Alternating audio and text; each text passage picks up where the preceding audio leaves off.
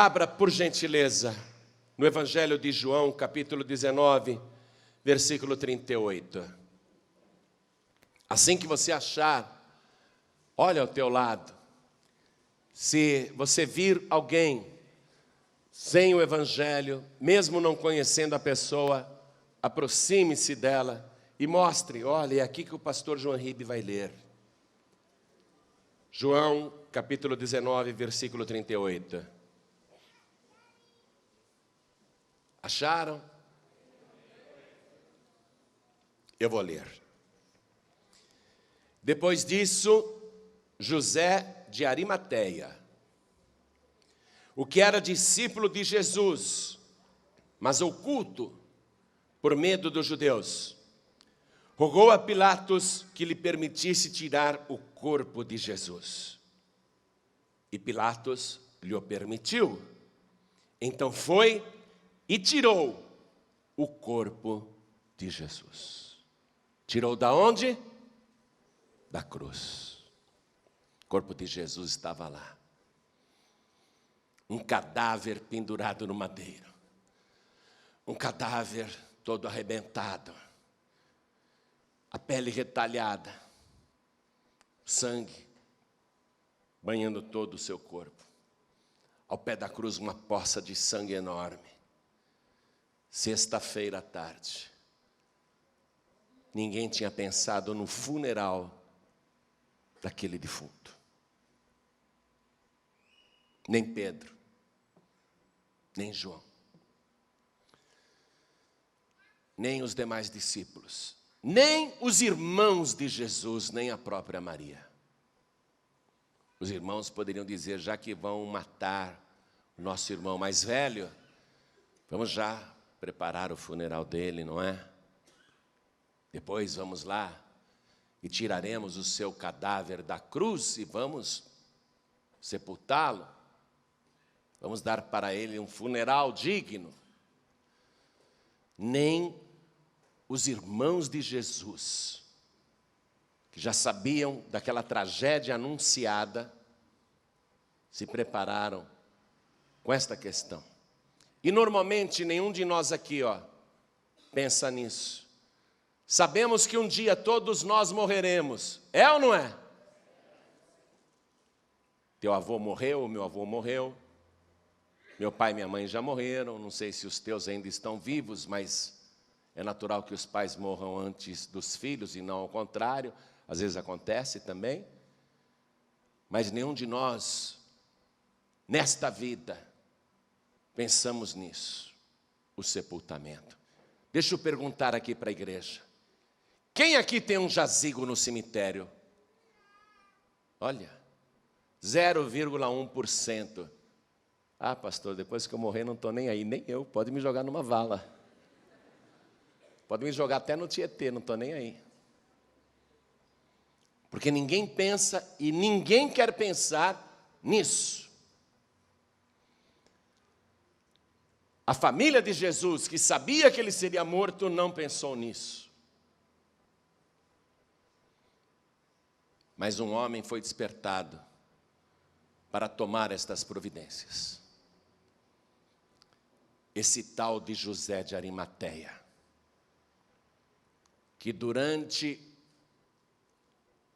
o Novo Testamento inteirinho, e quando eu digo isso, eu estou me referindo ao Evangelho, durante a vida, o ministério público de Jesus, 3 anos e meio Jesus pregando, este homem não apareceu nenhuma vez.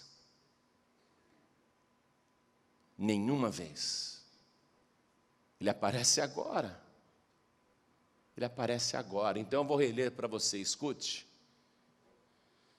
Depois disso, quer dizer, depois que Jesus morreu, depois do terremoto, das trevas, depois que o Cordeiro de Deus expirou, entregou nas mãos do Pai o Espírito, se fez holocausto. Depois disso, José de Arimateia, o que era discípulo de Jesus, mas oculto, por medo dos judeus, rogou a Pilatos que lhe permitisse tirar o corpo de Jesus. E Pilatos lhe permitiu. Então foi e tirou o corpo de Jesus. Ele tinha medo dos judeus porque ele também era judeu. E mais do que isso, ele era uma autoridade entre os judeus. Ele tomou essa providência. Preciso sepultar Jesus. Não posso deixar o corpo dele ali. E não posso permitir que ele seja sepultado com os infiéis, com esses dois criminosos que morreram ao lado dele. Eu não posso permitir que Jesus seja sepultado ao lado desses bandidos. Eu tenho que ir lá. Aí ele foi e pediu para Pilatos o cadáver de Jesus. Ele vai providenciar o sepultamento de Jesus. Eu vou ler mais uma vez, e cada pessoa que está comigo aqui na sede nacional da Paz e Vida, São Paulo, Brasil, repete em seguida. Vamos lá, mas bem forte, para todos os povos de língua portuguesa, onde nós temos programas de rádios. Escutem esta palavra. Eu recebo e-mails, eu recebo mensagens pela internet de Moçambique, de Angola, de Cabo Verde, de Portugal, da Ilha da Madeira. Eu recebo de toda parte. Os povos de língua portuguesa estão nos ouvindo agora. Eu quero que você repita alto para todos escutarem, o nosso país escutar, porque o Brasil precisa ouvir isto. E as nações de língua portuguesa e os brasileiros espalhados pelo mundo precisam ouvir isso, mesmo que seja pela internet. Tem de ouvir isso. Vamos lá. Depois disso, José de Arimateia, o que era discípulo de Jesus, mas oculto por medo dos judeus, rogou a Pilatos que lhe permitisse tirar o corpo de Jesus. E Pilatos lhe o permitiu. Então foi e tirou o corpo de Jesus. Amém? Você crê nesta palavra? Você crê que nesse último momento, esse José de Arimateia, que estava em oculto até agora, você crê que ele cria coragem e faz isto? Quem aqui crê nisso? Que ele cuidou do funeral de Jesus, quem acredita nisso? Eu também acredito. Bendito seja o José de Arimateia, homem de Deus, que está no paraíso do Senhor, que tomou esta providência. Mas você crê que ele fez isto? Um dia você vai conhecer José de Arimateia, se você também vencer, e aí você pede para ele te contar esses detalhes.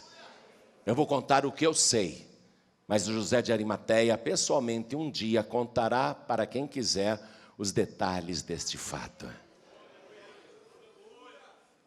Mas você crê nesta palavra? Então vamos dar a melhor salva de palmas para a palavra de Deus. Mas tem que ser a melhor salva de palmas que São Paulo já deu para a palavra de Deus. A melhor salva de palmas já dada no país chamado Brasil. A melhor salva de palmas que já se ouviu na terra. Você que está à distância nos ouvindo, glorifique a Deus conosco. Onde quer que você esteja, aplauda, glorifique. Diga glória, glória, glória, glória ao teu nome, Senhor. Vai aplaudindo e vai glorificando. Continua, continua, não pare. Solta a tua voz, solta as tuas palmas. Glorifique ao Senhor, continua. Oh Pai, olha quanta gente te glorificando. Não é só aqui não, é em toda parte. Onde tem um rádio ligado, seja em casa, no presídio, seja nos hospitais, nos automóveis, nos caminhões, pela internet, todo mundo está te glorificando agora. Abre o céu para receber este louvor, e sobre cada vida que te exalta, derrama a tua bênção, a tua virtude, o teu poder. Agora, Pai, a tua palavra vai ser pregada. Venha com teu Santo Espírito e tome os lábios do pregador. Fale através da boca do mensageiro. Envia a tua palavra com poder e autoridade. E que a tua palavra vá, percorra toda a terra e produza o resultado para o qual está sendo mandada. Em nome do Senhor Jesus. Diga amém, Jesus. Podem se assentar, por favor. Quem era este José de Arimateia? Quem era este bendito, o único que teve a preocupação de dar um funeral digno para Jesus? Quem era este homem que durante todo o Novo Testamento e nos relatos dos evangelhos não aparece em nenhuma ocasião e surge agora, no último momento? Quem era este homem que ficou em oculto o tempo todo? Quem era este homem que ficou em oculto o tempo todo? Eu vou te falar o que nós sabemos dele. Este homem, José de Arimateia, como a própria palavra diz, ele era de um lugar chamado Arimateia. Ele era o José da cidade de Arimateia. E ele era um homem rico naquele povoado. Não sabemos se Arimateia era uma cidade portentosa ou minúscula, ou se era um vilarejo, mas naquela localidade ele era um homem importante.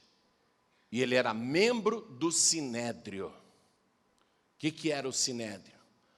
A mais alta corte jurídica em Israel. O Supremo Tribunal Federal de Israel.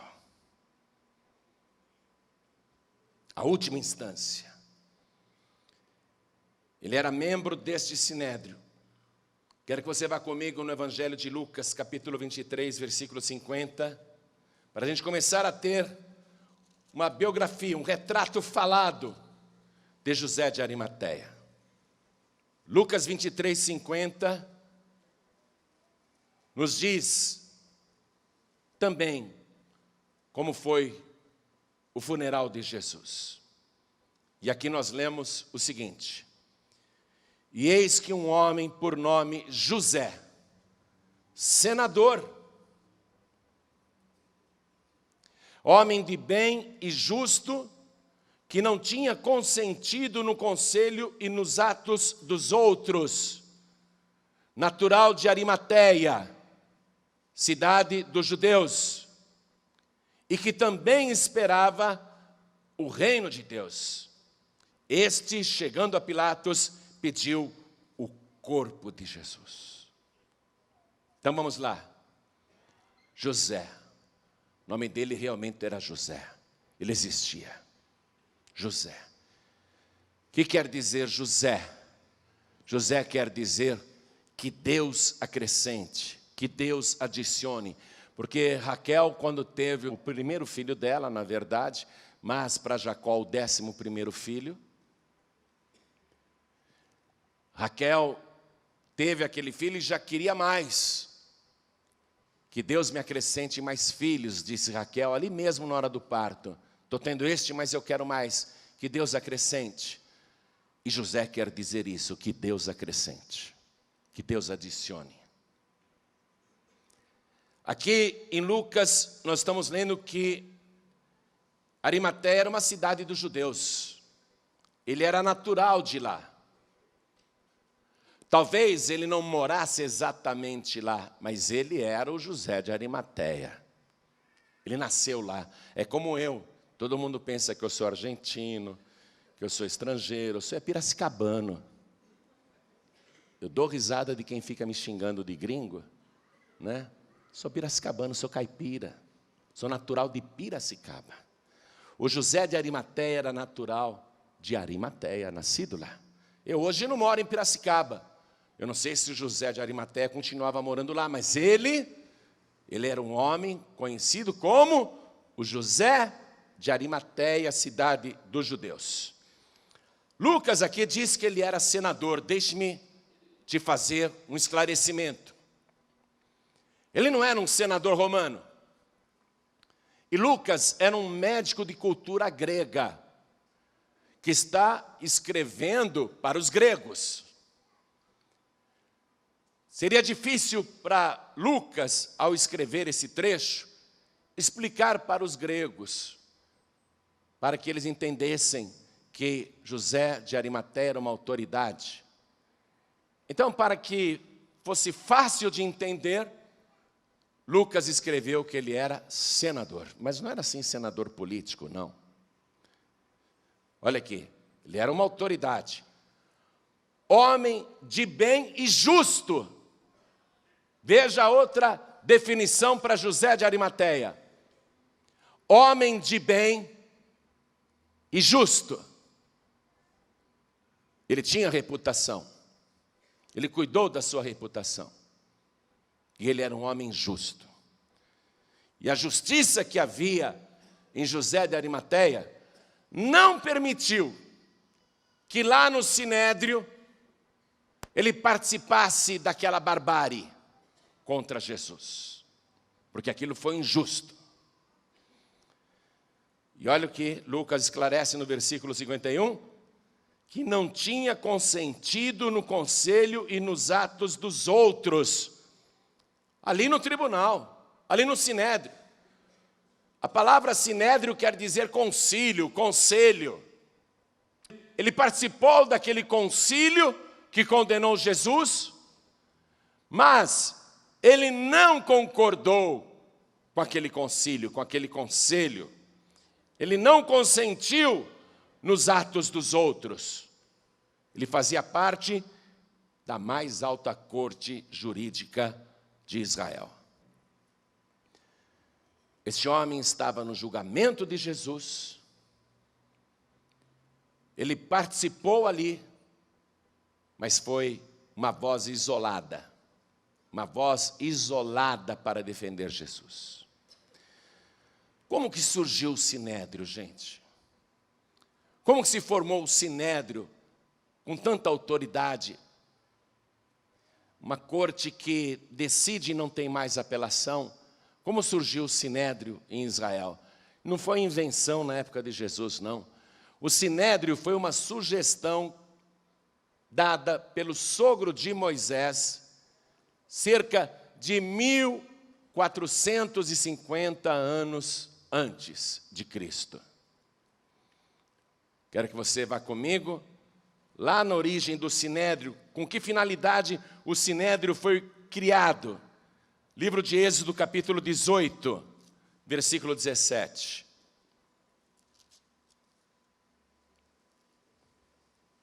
Êxodo 18, versículo 17.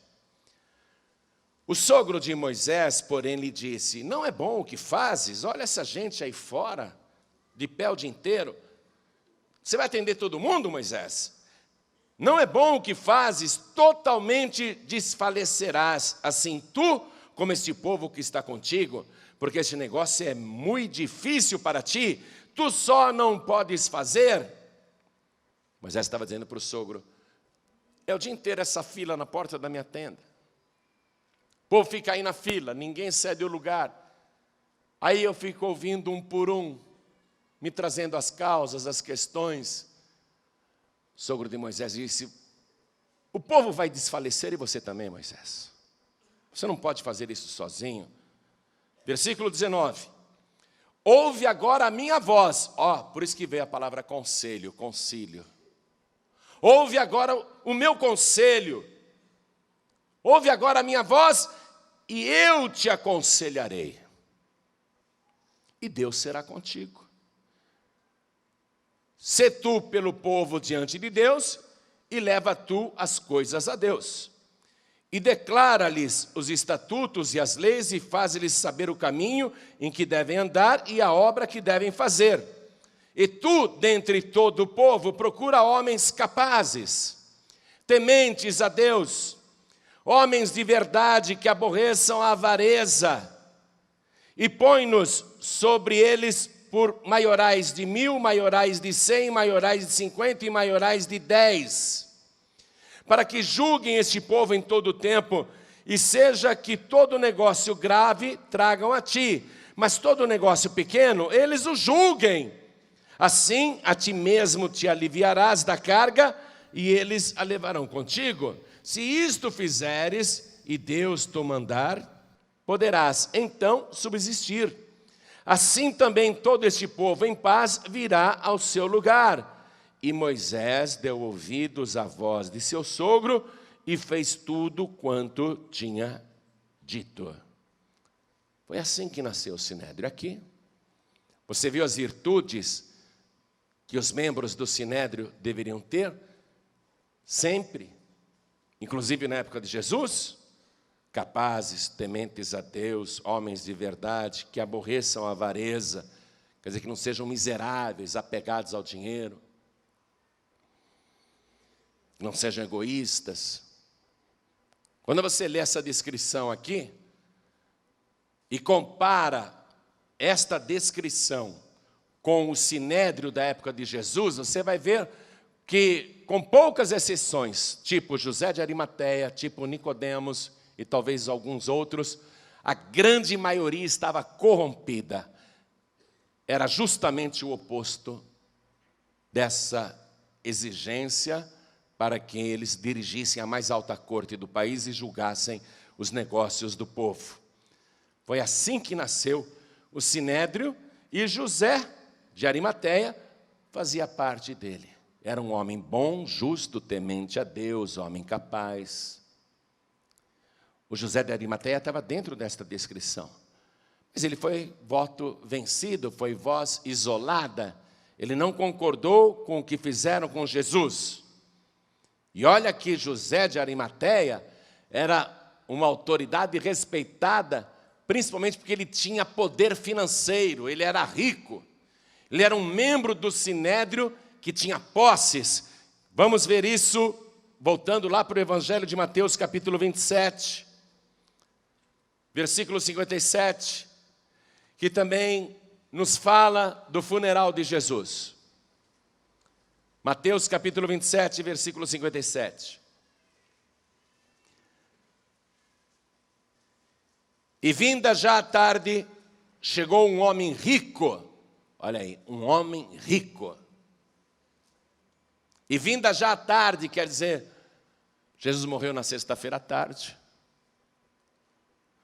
E este homem rico, José de Arimateia, chegou. Estava em oculto até agora. Chegou, apareceu. Por nome José, que também era discípulo de Jesus. Mas João já explicou para a gente que era em oculto. Ele não professava sua fé, não. Este foi ter com Pilatos e pediu-lhe o corpo de Jesus. Então Pilatos mandou que o corpo lhe fosse dado. E José, tomando o corpo, envolveu-o num fino e limpo lençol e o pôs no seu sepulcro novo. Olha o detalhe que nós estamos recebendo agora. E o pôs no seu sepulcro novo. José de Arimateia pensou assim: eu preciso sepultar Jesus. Eu mandei escavar na rocha, meus operários fizeram isso. Um túmulo para que quando eu morresse. Eu tinha feito aquilo para mim e para os meus familiares. Para que o dia que eu morresse, eu fosse sepultado no meu sepulcro novo. Mas quer saber de uma coisa? Eu vou sepultar Jesus no meu sepulcro novo. Era o sepulcro de um homem rico. E o pôs no seu sepulcro novo que havia aberto em rocha, e rolando uma grande pedra para a porta do sepulcro, foi-se.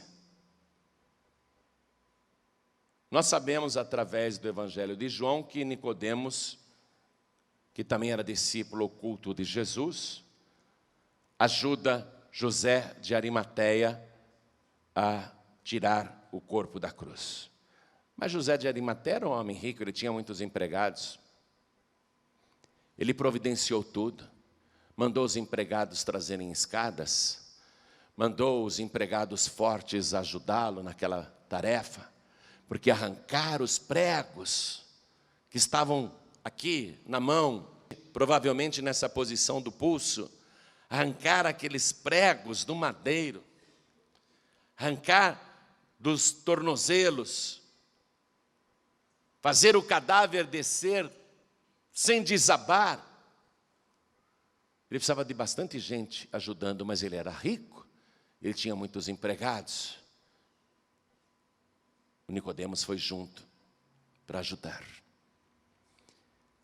E José de Arimateia, com todo cuidado, com a ajuda dos seus empregados, ele arrancou o cadáver da cruz. Aí falou, eu vou colocar esse Jesus no meu sepulcro novo, que eu havia aberto na rocha. Agora esse sepulcro é de Jesus. Isso que aconteceu aí foi da vontade de Deus. Na verdade, não era José de Arimateia que estava sentindo um desejo particular e inédito. A mobilização de José de Arimateia era da vontade de Deus, e esse fato já estava profetizado 730 anos antes de acontecer. Eu quero que você vá comigo agora no livro do profeta Isaías, capítulo 53. Esse capítulo 53 é lindo, é maravilhoso, é demais. Eu ia ler só o versículo que interessava, mas você precisa conhecer esse capítulo. Quer saber de uma coisa? Rapidinho eu vou ler inteiro, porque talvez você nunca tenha lido e meditado nisso.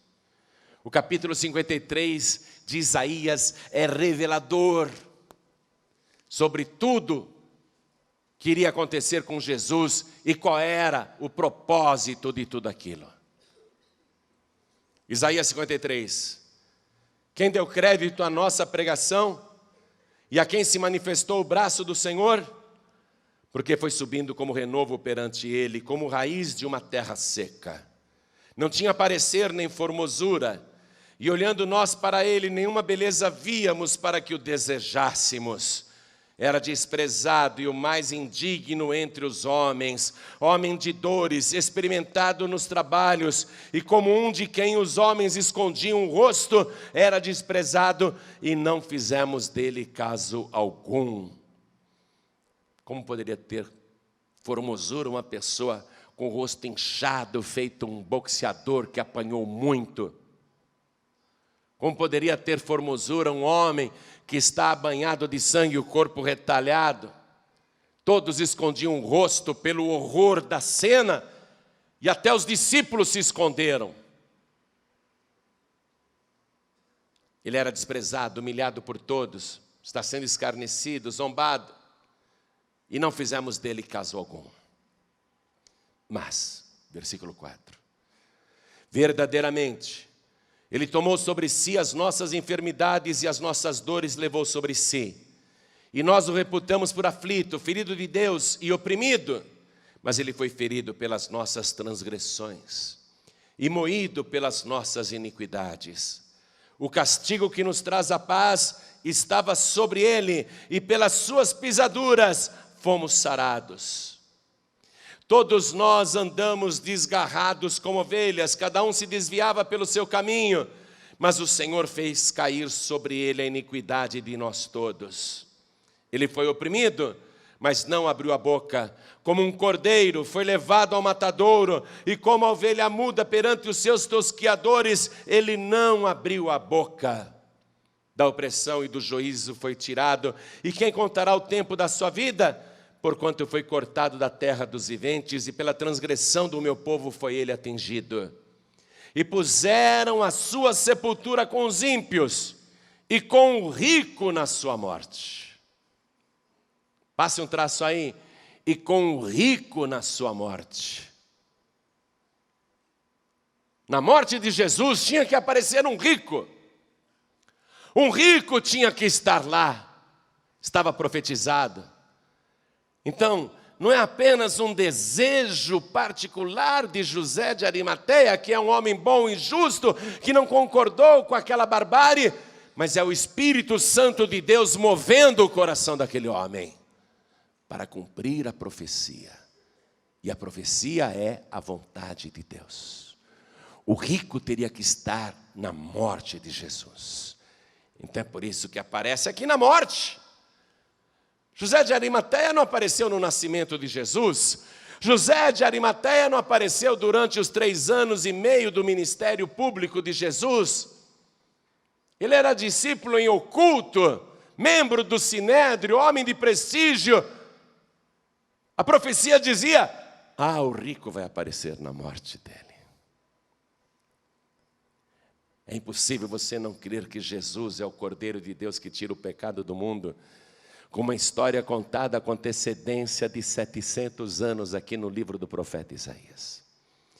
Não é possível você achar que tudo aconteceu numa sequência de fatos descontrolados e que, coitadinho de Jesus, né? Olha o que fizeram com ele. Não, a Deus agradou moê-lo, fazendo-o enfermar. Tudo estava acontecendo ali pela vontade de Deus. E por quê?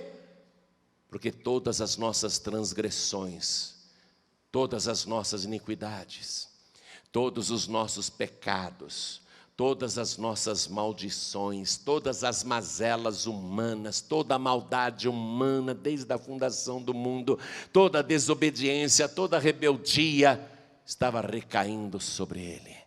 E também todas as nossas doenças, todos os nossos tormentos e todas as nossas dores. Essa é a finalidade do sofrimento de Jesus. O rico tinha que aparecer ali na sua morte, porquanto nunca fez injustiça, nem houve engano na sua boca. Jesus nunca mentiu e jamais mentirá, nunca pecou.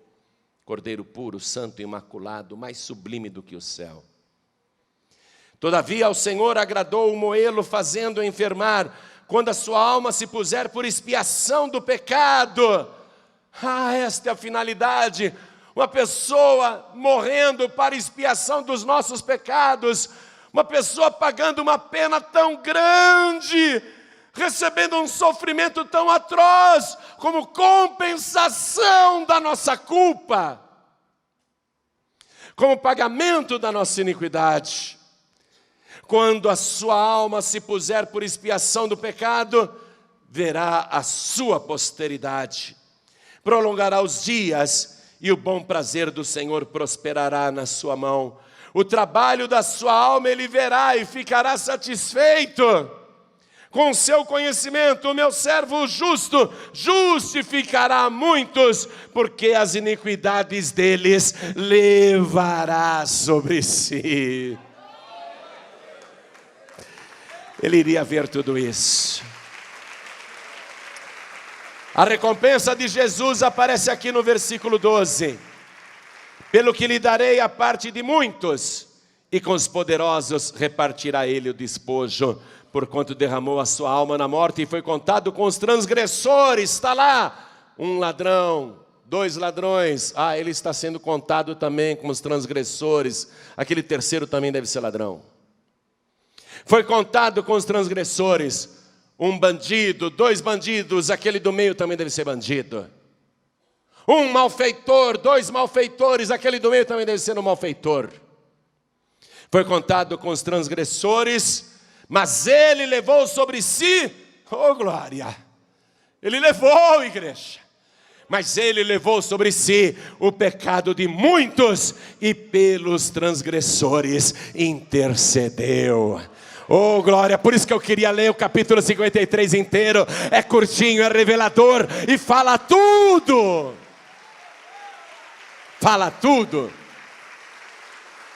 700 anos antes de acontecer.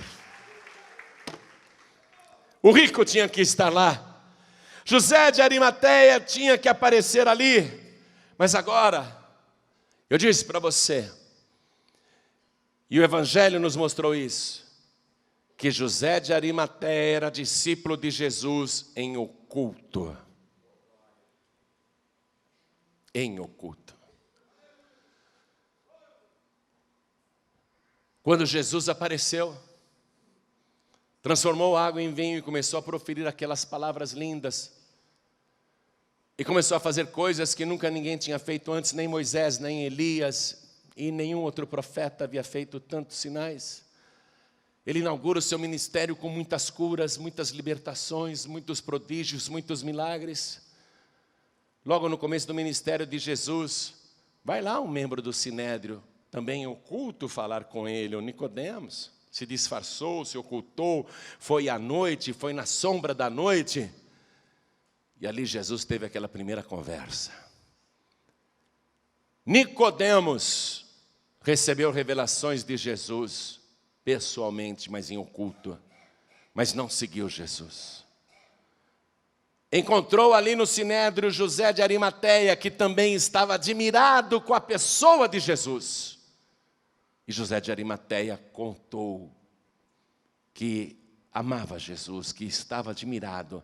E Nicodemos disse, eu fui conferir. É impressionante. Ele tem um altíssimo nível. Eu não consegui acompanhar o ensinamento dele. Ele até ironizou comigo, ele me disse, Nicodemos, tu és mestre em Israel e não compreende estas coisas que eu estou falando aqui da terra, como é que você vai entender se eu te falar das coisas do alto? Eu fiquei impressionado com ele. E Nicodemos ficou contando para José de Arimateia. Ele é realmente impressionante. Vamos continuar seguindo os seus passos. Vamos continuar acompanhando este homem. E aí, Nicodemos e José de Arimateia, em oculto, começam a investigar Jesus. Não como os outros investigavam, procurando motivos para matá-lo, mas para confirmar se realmente ele era aquele profetizado por Moisés e prometido na palavra. Se ele era realmente ungido, Messias. Então eles vão ali, com um olhar investigativo, seguir cada passo de Jesus, estão cada vez mais convencidos de que Jesus é o ungido, o Messias. Mas eles não revelam a ninguém este convencimento interior. Durante 3 anos e meio de investigação, acompanhando as pegadas de Jesus, ouvindo as suas pregações, presenciando os seus milagres, contemplando as suas maravilhas, recebendo os seus ensinamentos, ouvindo suas parábolas, escutando suas profecias, durante 3 anos e meio, ouvindo, olhando, observando, investigando, sondando, José de Arimateia e Nicodemos nunca revelaram para ninguém que eram admiradores secretos de Jesus. Nunca. Por quê? Porque eles faziam parte do Sinédrio, a mais alta corte de Israel, e eles tinham medo de serem expulsos, porque eles tinham uma tradição religiosa para zelar. Eles tinham uma religião muito forte, que se proclamava a única religião certa da terra. Como que eles poderiam dizer que aquela religião estava toda errada? Como se eles faziam parte do Sinédrio, se eles também eram sacerdotes, se eles eram mestres em Israel? Então eles tinham medo, porque se nós revelarmos o nosso convencimento aqui, seremos expulsos do Sinédrio. perderemos nossa posição, os amigos se afastarão de nós, até os familiares nos repudiarão. É melhor guardar o que nós sentimos em segredo, não é, Nicodemos? É melhor. Quem é que pode entender o que está acontecendo aqui? Nós estamos entendendo. Nicodemos dizia para José de Arimateia: posso te dizer uma coisa particular? Eu creio em Jesus. José de Arimateia falava: para você eu posso falar o que eu sinto. Eu sinto que Ele é o Todo-Poderoso. Eu sinto que Ele é o próprio Deus. Ele ressuscita até mortos. Ele ressuscitou Lázaro, que estava morto e apodrecido há 4 dias, cheirando mal. Para você eu posso falar. Ele não é um simples profeta. Ele não é um homem qualquer. Mas há uma conspiração contra ele. E o Sinédrio já avisou até os membros das sinagogas: se alguém confessar que Jesus é o Cristo, será expulso. Então vamos ficar quietos.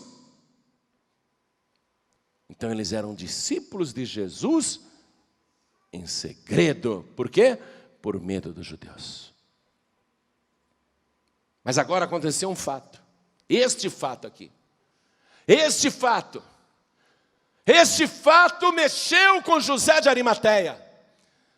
O Espírito Santo está lá, falando no coração de José de Arimateia, porque o Espírito de Deus sabe que resta cumprir esta profecia: o rico tem que estar na morte do verdadeiro Messias.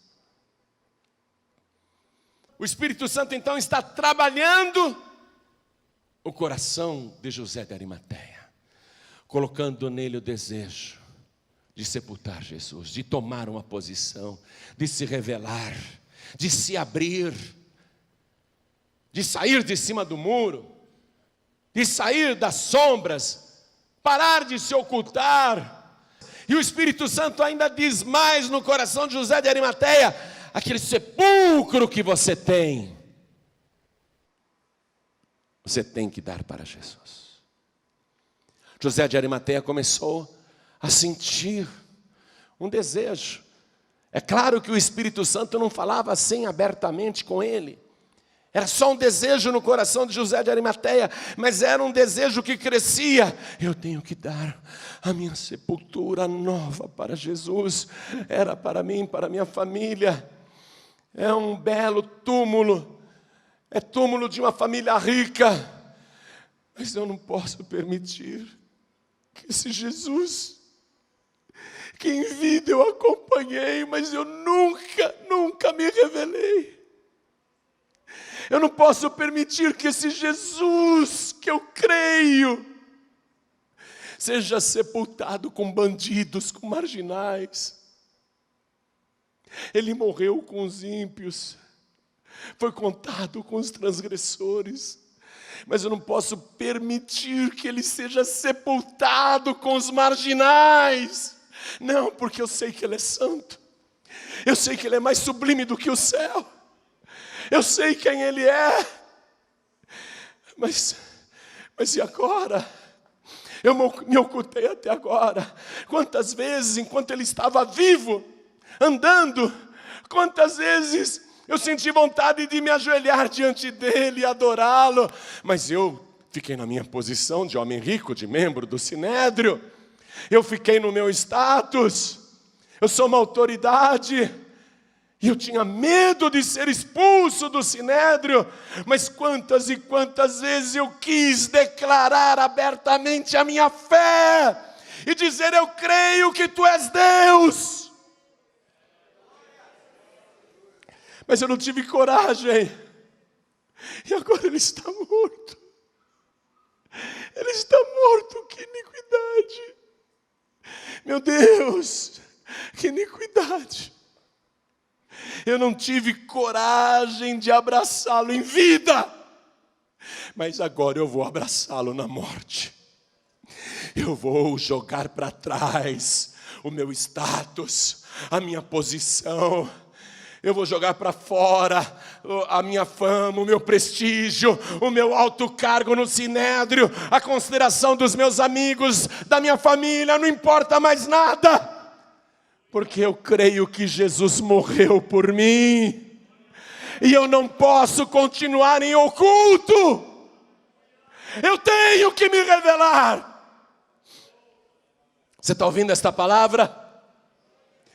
Tem muitas pessoas aqui, pessoalmente, e que estão me ouvindo pela rádio e pela internet agora, que estão na mesma posição de José de Arimateia. Há quanto tempo você está ouvindo, seguindo, sondando, investigando, analisando? Há quanto tempo você está aí no rádio do teu carro, do teu caminhão, no rádio do teu quarto, aí no rádio, no celular, ouvindo, investigando, será? Mas eu tenho minha religião, eu tenho minha posição, eu tenho minha tradição, eu tenho meu status, eu tenho os meus familiares. Eu admiro, por tudo que eu já ouvi, eu admiro, mas eu não posso tomar uma posição. Eu sou fã de Jesus, mas em segredo. Eu sou admirador de Jesus, mas em segredo. Só que agora aconteceu um fato que era da vontade de Deus. E você tem que se revelar. Jesus Cristo morreu na cruz do Calvário para levar sobre si todas as tuas transgressões e todas as tuas iniquidades. Este é o fato que obriga você a tomar uma posição agora. Chega de se esconder, chega de se ocultar. José de Arimateia disse: chega com a minha religião que matou Jesus. Chega com o poder político de Roma que executou essa sentença injusta. Chega das conveniências sociais e religiosas. Chega de tradições religiosas que me obrigam a guardar. Chega da religião que me impuseram. Chega! José de Arimateia disse: chega! Eu jogo tudo para trás, eu deixo tudo para trás. E José de Arimateia foi correndo, decidido. Pediu uma audiência com Pilatos. Pilatos, eu quero que você me entregue o cadáver de Jesus. Jesus? Ele já morreu? Ele está morto. Eu quero a tua autorização para retirá-lo da cruz. Chame o centurião romano que comandou a crucificação do rei dos judeus. Deixe-me perguntar se ele já está morto mesmo. E nesse aspecto foi tão bom José de Arimateia ter aparecido, que é para derrubar essas teorias dos inimigos da cruz, que afirmam que Jesus só desmaiou. Pilatos manda chamar o centurião que comandou a crucificação. O centurião entra, faz o sinal, faz a saudação para Pilatos. E Pilatos pergunta: o rei dos judeus já morreu? E o centurião romano diz: sim. Você se certificou disso? E o centurião disse: sim. Eu pedi a um soldado que pegasse uma lança e atravessasse o Nazareno, porque se ele estivesse desmaiado, ele iria acordar, iria gemer, iria dar alguma reação, algum sinal. É como você, por exemplo, ver uma pessoa que está numa UTI, o médico chega lá, até fura o paciente para ver se ele está sentindo, se já não teve morte cerebral. O centurião romano disse: mandei um soldado meu atravessar o Nazareno com a lança. E foi como ferir um cordeiro morto. Nenhum sinal, nenhuma reação. Era só um monte de carne ali. Era só um monte de carne ali, na cruz. Pilatos disse: então, já que ele está morto. Eu autorizo você, José de Arimateia, a ir até o Monte Calvário e retirar da cruz o cadáver de Jesus. Jesus Nazarenos Rex Iuntarium. Pode retirar o rei dos judeus, o Jesus Nazareno, pode retirá-lo de lá. José de Arimateia agradece. Agora vamos voltar para João capítulo 19. E reler o versículo 38 até o 42.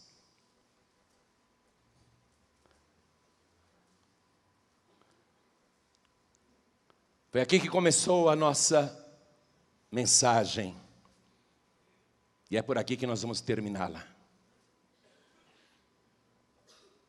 Depois disso, José de Arimateia, o que era discípulo de Jesus, mas oculto, por medo dos judeus, rogou a Pilatos que lhe permitisse tirar o corpo de Jesus. E Pilatos lhe permitiu.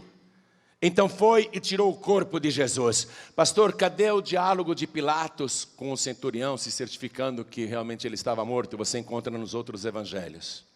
Tá? Em Mateus, Marcos e Lucas, depois você compara e lê, e você vai ter a mensagem completa aí desse fato. Mas aqui nós voltamos para o início da mensagem. E Pilatos lhe permitiu. Então foi e tirou o corpo de Jesus.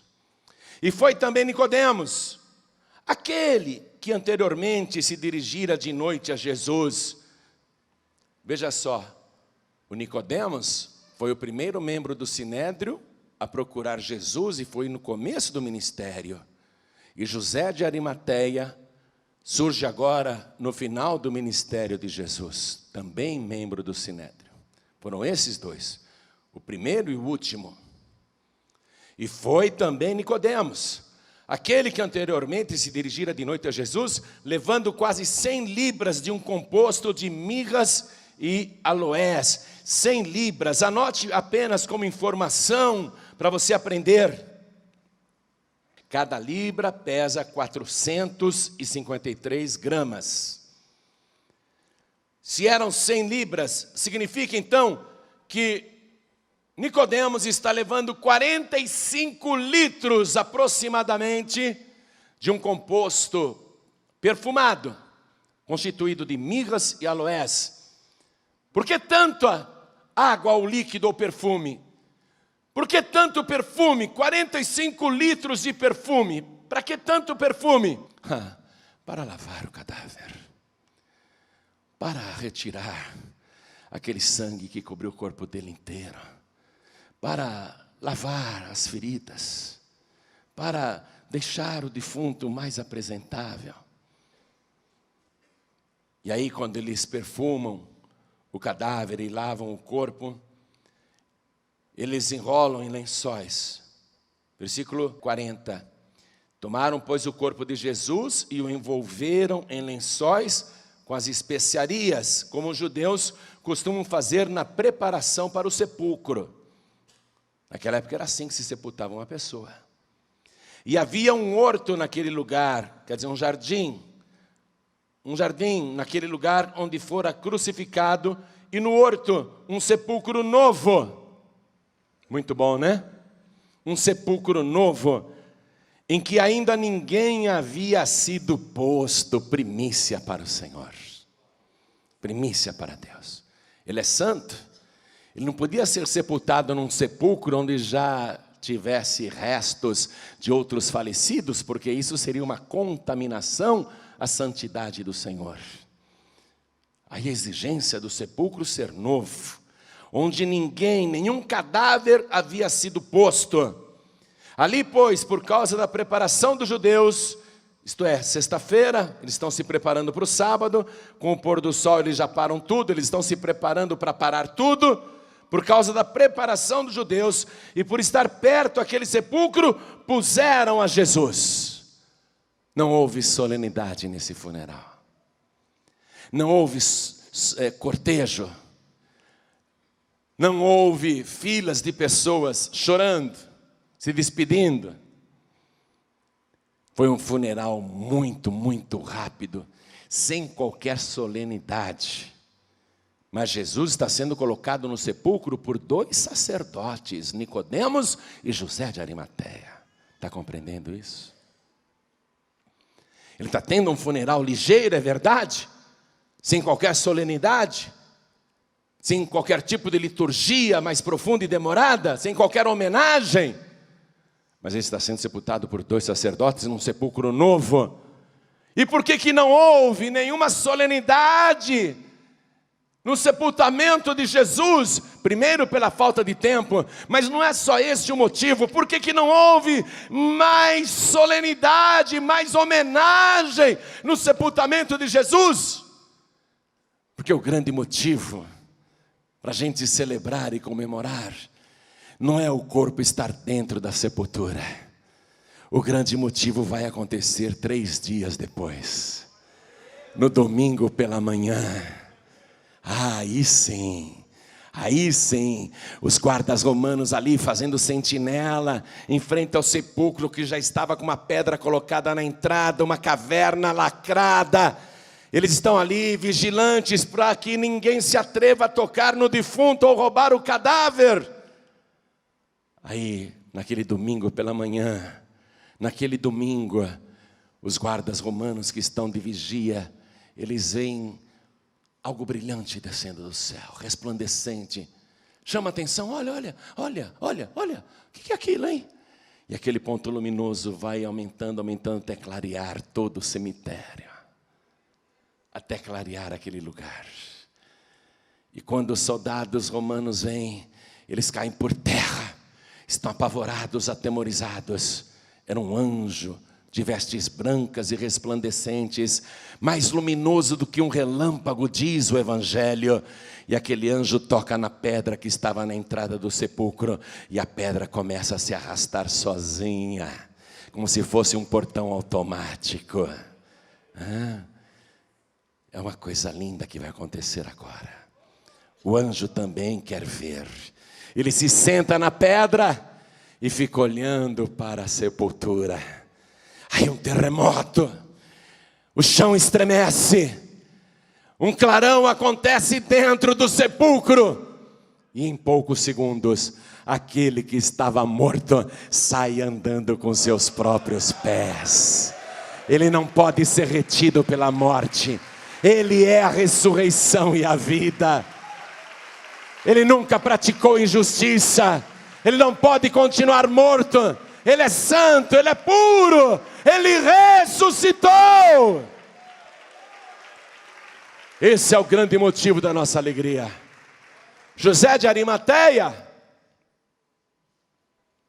ele se manifestou e se revelou, saiu das sombras, assumiu posição, se declarou publicamente por causa da morte de Jesus. Deu o sepulcro para Jesus, achando que aquele defunto ia ficar ali naquela sepultura pelo resto da vida. José de Arimateia pensava: preciso construir um outro sepulcro para mim, eu vou mandar abrir outro sepulcro em outra rocha, eu vou preparar um novo jazigo para minha família e para mim mesmo. José de Arimateia pensou que estava fazendo um funeral para toda a vida, mas ele também vai receber a boa notícia. Só toma José de Arimateia, o teu sepulcro de volta, porque aquele que morreu está vivo pelos séculos dos séculos, ele ressuscitou. Aí José de Arimateia,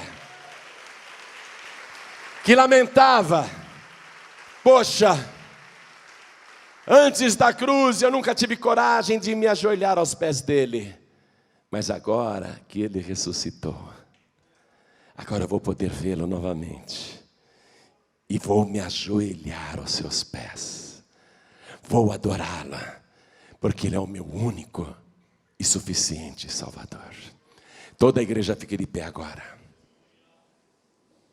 Chegou a hora de a morte de Jesus provocar em você uma decisão. A morte de Jesus tem que provocar em você que já admira Jesus, em você que já está investigando faz tempo, ouvindo faz tempo, acompanhando faz tempo. Chegou a hora de você se revelar.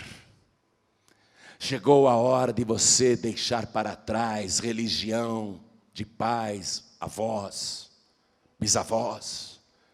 Chegou a hora de você deixar para trás tradições religiosas passadas de pai para filho.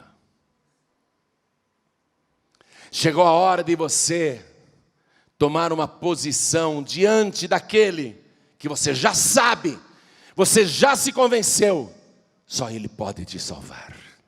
Não há outro mediador entre Deus e os homens. Só há um mediador entre Deus e os homens. Chegou a hora de você ter coragem, como José de Arimateia teve,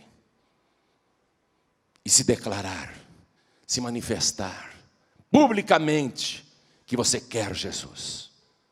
José de Arimateia, quando viu Jesus morto, se declarou: eu quero Jesus, nem que seja morto.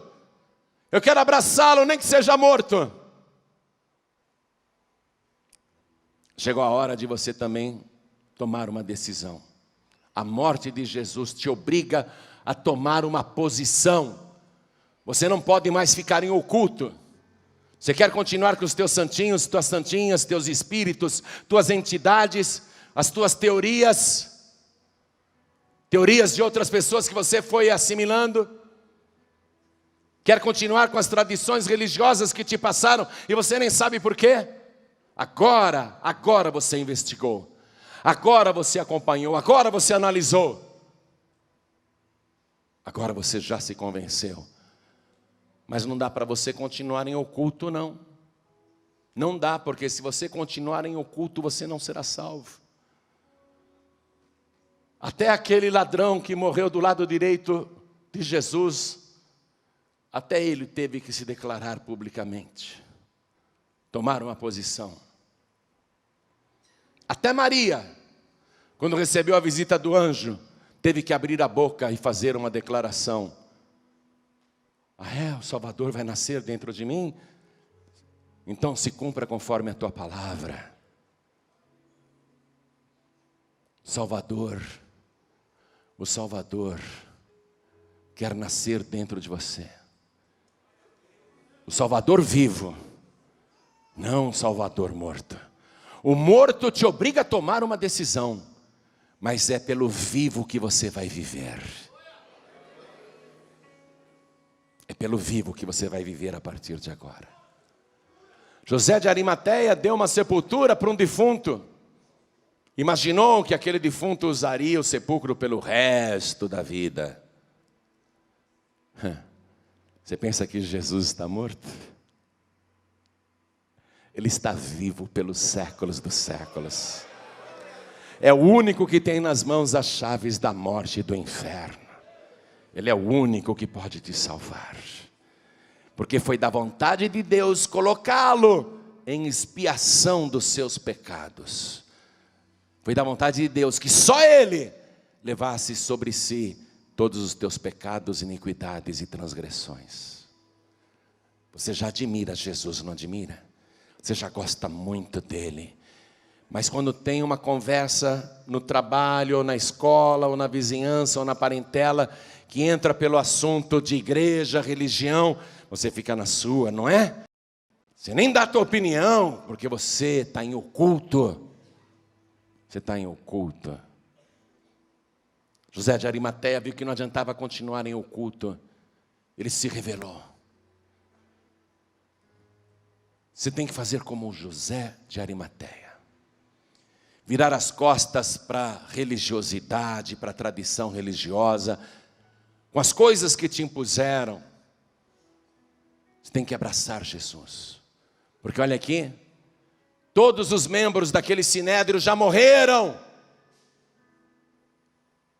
José de Arimateia tinha medo dos outros membros do sinédrio, porque eles eram poderosos, poderiam expulsá-lo. Mas chegou um dia que José de Arimateia descobriu que aqueles membros do sinédrio não poderiam colocá-lo no paraíso. Mas ele encontrou aquele que tem poder para isso. E eu te digo que José de Arimateia está no paraíso e um dia você o conhecerá. Isto é, se você sair das sombras, se você deixar de acreditar em Jesus, em oculto, em segredo, isso não vai te salvar, não vai te salvar. Convencido, convencida, você irá para o inferno, porque Jesus disse: quem me confessar diante dos homens, também eu o confessarei diante do meu Pai que está nos céus. Tem que ter uma confissão pública em Jesus. Então olhem todos para mim aqui, porque hoje Deus quer que você se coloque ao lado de José de Arimateia. Hoje Deus quer que você se coloque ao lado de Nicodemos. As pessoas que tomam posição, as pessoas que não têm medo de retaliação.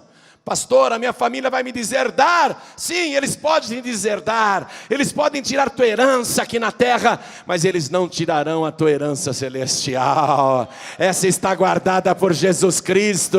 Ele está guardando uma coroa da justiça para quem é fiel. Ser fiel até a morte e dar-te-ei a coroa da vida. Ninguém poderá tirar a herança celestial que Ele tem para você. Todos os que eram da época de José de Arimateia já se foram.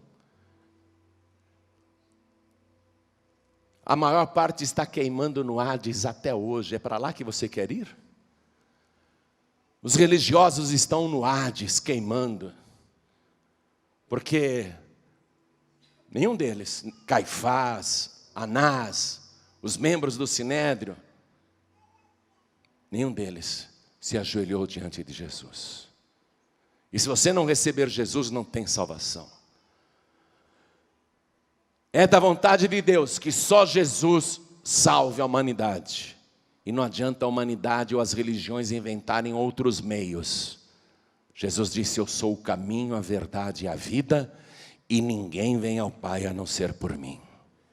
É a hora de você entregar a vida para Jesus. É a hora de você sair das sombras. É hora de você declarar publicamente a sua fé em Jesus. Então olhem todos para mim, porque esse fato será testemunhado por todos aqui. Quantos aqui, ouvindo esta palavra, querem fazer como fez José de Arimateia, como fez Nicodemos? Quantos aqui querem vencer as tradições religiosas e toda a religiosidade? Quantos aqui querem receber Jesus publicamente como único, suficiente, exclusivo e eterno Salvador? Quem quer, erga a mão assim para o céu. Erga bem alto a sua mão. Todos que querem, ergam bem alto as mãos. Todos que querem, ergam bem alto as mãos. Erga, não tenha vergonha.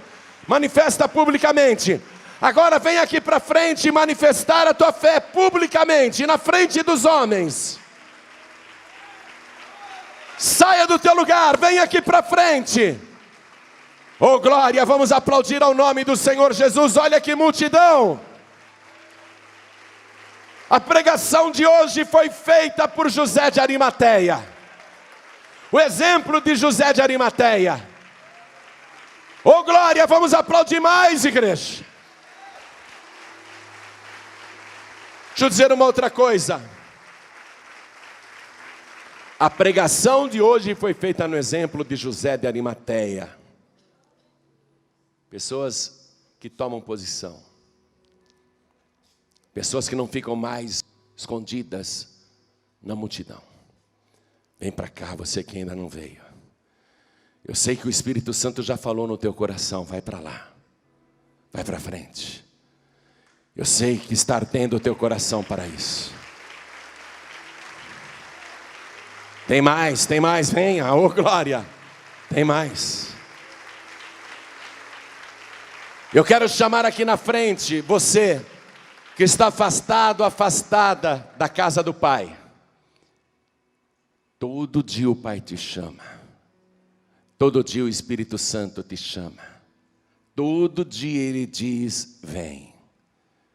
Hoje você está aqui. E você diz, mas é que eu estou preso em coisas do mundo. Eu não tenho coragem de voltar para a igreja. Eu ando fazendo tanta coisa errada. O Espírito Santo sabe disso e mesmo assim Ele continua dizendo, vem. Vem, filho pródigo. Vem, filha pródiga. Vem, vem. Vem, filho pródigo, vem, filha pródiga, vem. Vem. Vem. Vem correndo, vem. Vem correndo, vem. Vem. Há pessoas aqui hoje que estão sucumbindo, porque o mundo está em total descrença, em total confusão espiritual. Se aproxima um momento mais glorioso para os salvos, que é o arrebatamento da igreja. E ao mesmo tempo se aproxima para os que não são salvos, o maior momento de angústia que já existiu neste planeta, a grande tribulação. Você está vendo como o mundo inteiro está em confusão. O mundo jaz no maligno, o espírito do erro está operando. Jesus disse, são poucos os que se salvam. Sejam dos poucos. Você não pode continuar no mundo. Você não pode continuar levando esta vida. Você não pode desistir. Se você está fraco, fraca na fé, nós vamos orar por você e você vai voltar para casa hoje fortalecido. Todos que estão fracos na fé ou que sentem qualquer tipo de acusação, vem aqui para frente em nome de Jesus. Todos que estão fracos e fracas na fé, todos que não estão conseguindo seguir Jesus direito, e é preciso segui-lo direito nesses últimos dias. É preciso ficar firme na fé, porque Jesus disse, quem perseverar até o fim será salvo. Vem para cá. Vamos aplaudir mais, vamos aplaudir mais. Eu sei que mais pessoas estão com vontade de vir. Então venha, faça como José de Arimateia. Manifeste-se publicamente e venha. Enquanto você está vindo, quero falar com você que está assistindo esta mensagem na sua TV ou no seu aparelho de DVD. Algum pregador do telhado chegou para você e falou assim, assiste isso aqui, e você está assistindo. O Espírito Santo falou com você. Você está aí, escondidinho, escondidinha. Está na hora de se manifestar publicamente quem é o teu verdadeiro Salvador e Mediador. O Espírito Santo falou com você? Quer entregar a vida para Jesus? Quer recebê-lo como teu único, suficiente, exclusivo e eterno Salvador? Então se ajoelha aí ao lado do teu televisor. Estou falando com pessoas que me ouvem agora, não apenas no Brasil, mas também em Portugal, Angola, Moçambique, Cabo Verde, Tomé e Príncipe, Guiné-Bissau, Ilha da Madeira, povos de língua portuguesa que estão nos ouvindo em alguma emissora de rádio no exterior. Querem entregar a vida para Jesus? Brasileiros que estão nos escutando em alguma rádio aqui no Brasil, querem entregar a vida para Jesus? Se ajoelhe ao lado do teu rádio, esteja você na cadeia, no hospital, em casa, no trabalho, onde estiver. Você que está ouvindo esta mensagem no teu celular, você que está dentro de um trem, de um comboio, você que está dentro aí do metrô, do metro, você que está me ouvindo em qualquer condução, eu sei que não tem como ajoelhar agora, mas quer entregar a vida para Jesus? Coloque a mão direita sobre o teu coração, porque nós vamos orar. Todos nós agora aqui na frente, todos que vieram à frente, e eu vou chamar já o meu filho na fé, pastor Neilton Rocha. Todos nós aqui na frente, vamos nos ajoelhar diante do Senhor. Esse é o momento mais glorioso. Igreja, continua de pé. Eu quero que a igreja interceda por essas pessoas que estão ajoelhadas agora. E você que está de joelhos aqui na sede nacional da Paz e Vida, São Paulo, Brasil. Ou você que está nos ouvindo em qualquer lugar do nosso país, se ajoelhe, coloque a mão direita sobre o teu coração. Povos de língua portuguesa vão orar comigo também agora. Cada pessoa que está com a mão direita colocada sobre o coração, ore assim comigo, mas ore com fé. Meu Deus e meu Pai, diga sentindo estas palavras. Ele não apenas é o teu Deus, Ele é o teu Pai. E o Pai sempre quer o melhor para o filho, para a filha. Então diga, meu Deus e meu Pai, eu ouvi a tua santa palavra e tomei coragem, como José de Arimateia, e publicamente me revelei diante dos homens e de joelhos. Eu declaro que o Senhor Jesus é o meu único, suficiente, exclusivo e eterno Salvador. E eu creio, meu Deus, no porquê Jesus sofreu para levar sobre si os meus pecados, as minhas iniquidades, as minhas maldades, os meus vícios e desfazer toda a obra do diabo. Eu creio que Ele morreu para fazer expiação pela minha alma. E eu sei que a expiação é a compensação por uma culpa. E Ele, mesmo sem ter culpa, compensou os meus pecados. E é pelo sangue de Jesus que eu te peço, meu Pai, perdoa as minhas transgressões e escreve agora o meu nome no teu santo livro, o livro da vida, e me dê, Senhor, agora, instantaneamente, o perdão dos meus pecados. Apaga o meu passado e me ajude a perseverar até o fim. Me dê, Senhor, o teu Espírito Santo, para que me ajude e me guie aqui na terra, porque eu quero estar de pé quando o Senhor voltar, ou no dia da minha morte. Eu quero partir na tua presença. Por isso, Senhor, lembra-te de mim no teu reino, porque eu, aqui na terra, não apenas me lembrei do Senhor, mas declarei que o Senhor é o meu único, suficiente, exclusivo e eterno Salvador para todos sempre. Amém.